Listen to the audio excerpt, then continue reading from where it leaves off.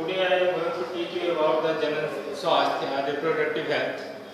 आज हम लोग लास्ट चैप्टर इस रिप्रोडक्शन यूनिट का वो है जनन स्वास्थ्य। मानव में जनन स्वास्थ्य, इस एस्पेक्ट के अंतर्गत हम लोग सबसे पहले जनन स्वास्थ्य की परिभाषा के बारे में ध्यान देंगे।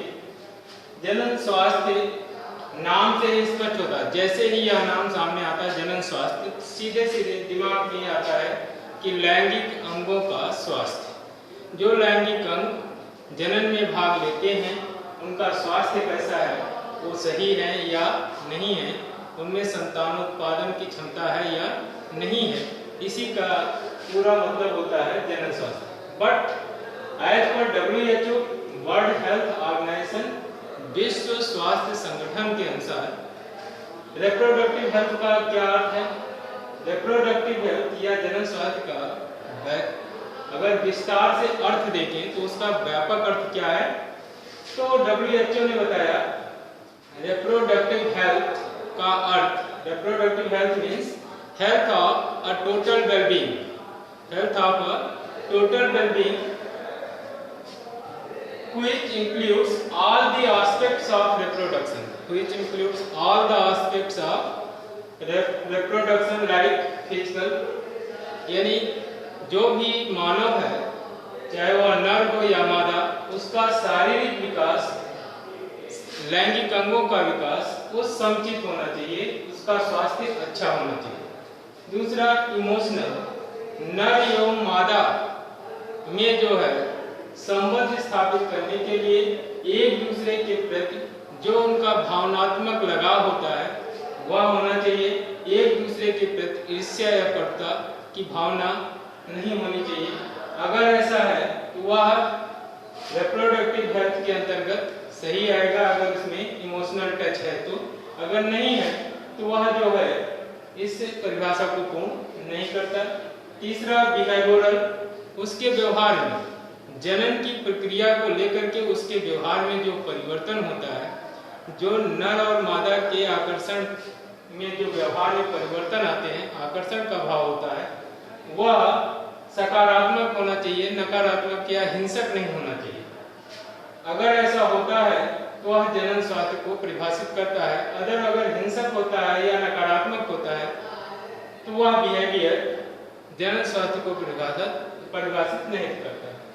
अगला है सोशल, सामाजिक। जनन स्वास्थ्य के द्वारा पूरा समाज एक दूसरे के साथ इंटरेक्ट हो, एक दूसरे के साथ रहें और एक अच्छी हेल्दी प्रोजेनी, एक पीढ़ी, एक अच्छी स्वस्थ पीढ़ी को तैयार करें, यह इसके अंतर्गत आता है। अगर हम पूरा विस्तार से इसका देखते हैं तो रिप्रोडक्शन, जनिक स्वास्थ्य का अर्थ क्या है? जनन स्वास्थ्य का अर्थ किसी भी व्यक्ति के शारीरिक, मानसिक, व्यवहारिक और सामाजिक स्वास्थ्य से है। उसका सामाजिक स्वास्थ्य अच्छा होना चाहिए, एक दूसरे के साथ इंटरेक्शन होना चाहिए, उसका बिहेवियरल, उसके व्यवहार में परिवर्तन जो होता है वह सकारात्मक होना चाहिए, अच्छा होना चाहिए। इमोशनल, एक दूसरे के प्रति जो है उसमें भावनात्मक संबंध होने चाहिए, भावनाएं होनी चाहिए।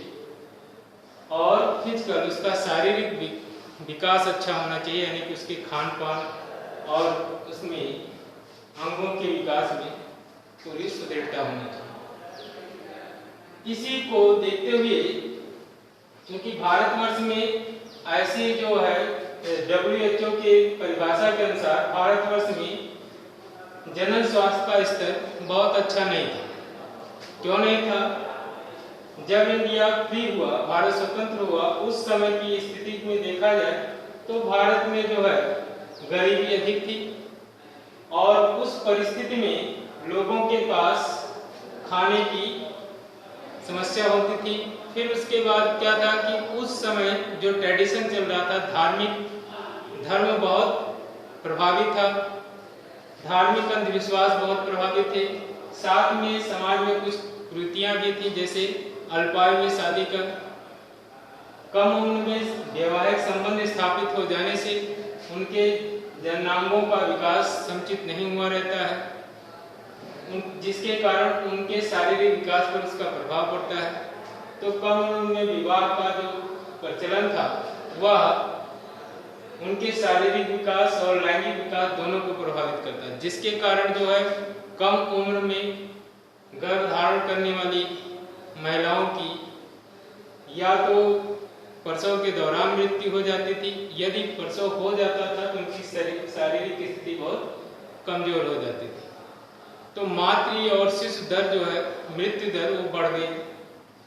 इसी प्रकार की कई समस्याएं हमारे समाज में व्याप्त थी, जिसके कारण जनन स्वास्थ्य की परिभाषा को के लक्ष्य को हम प्राप्त नहीं कर पा रहे थे। इस लक्ष्य को प्राप्त करने के लिए भारत सरकार के द्वारा कई प्लान बनाए गए। जो प्लान या स्ट्रेटजी कार्य नीतियां जिस नीति पर सरकार काम करके WHO के जन स्वास्थ्य के प्रोग्राम को आगे बढ़ाती है, वो उसका स्ट्रेटजी या कार्य नीतियां हैं।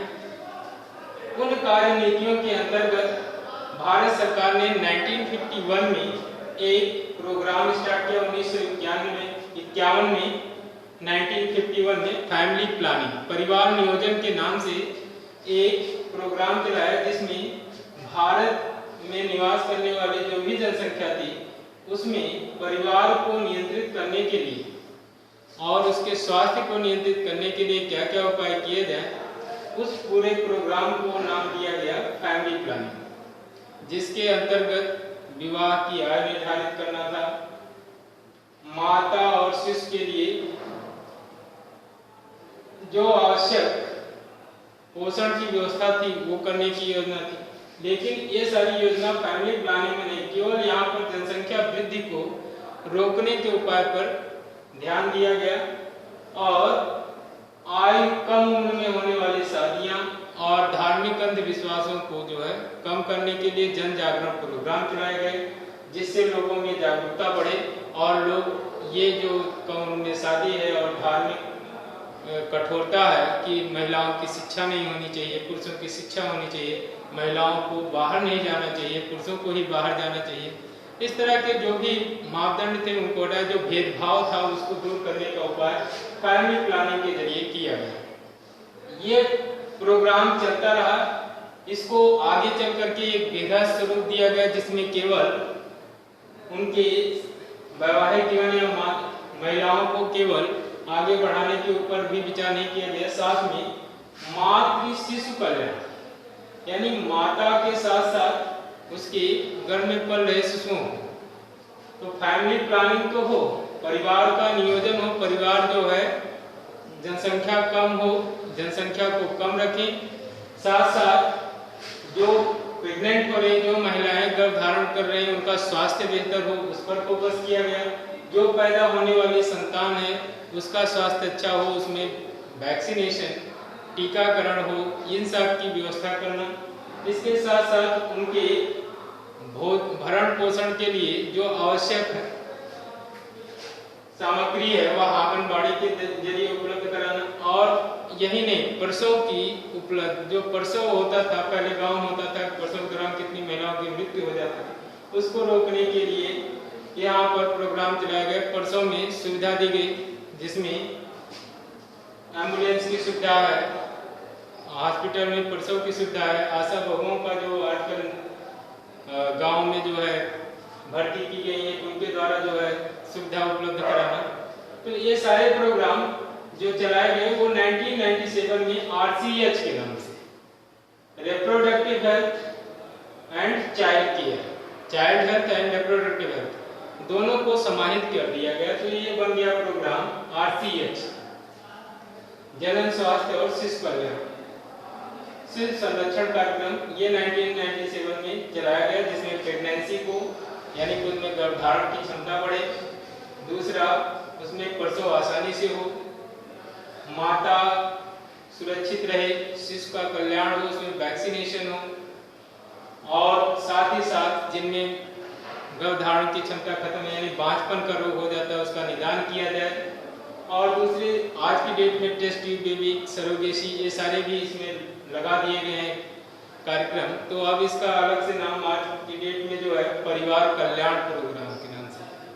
परिवार कल्याण महानिदेशालय, एक अलग से जो है महानिदेशालय बना हुआ है जो कि पूरा इस पर अपना देख रेख करता है।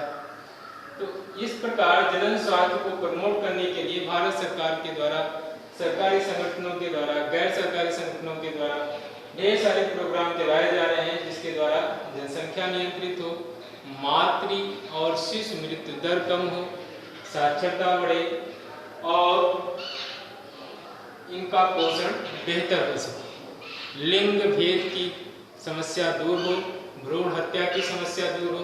इन सभी प्रोग्राम, इन सभी कमियों को दूर करने के लिए, सामाजिक कुरीतियों को दूर करने के लिए ये RCH प्रोग्राम, परिवार कल्याण का प्रोग्राम चलाया जा रहा है। That's all for today. Next video में हम लोग सेक्सुअली ट्रांसमिटेड डिजीज के बारे में पढ़ेंगे। लैंगिक जनन के द्वारा जो बीमारियां एक दूसरे में ट्रांसफर होती हैं, वो बीमारियां कौन कौन सी हैं और उनका जो है विस्तार कैसे होता है, उसका निवारण कैसे होगा, इसको हम कैसे चेक करेंगे, इसका जो है नेक्स्ट वीडियो में हम लोग स्टडी करेंगे। Thank you.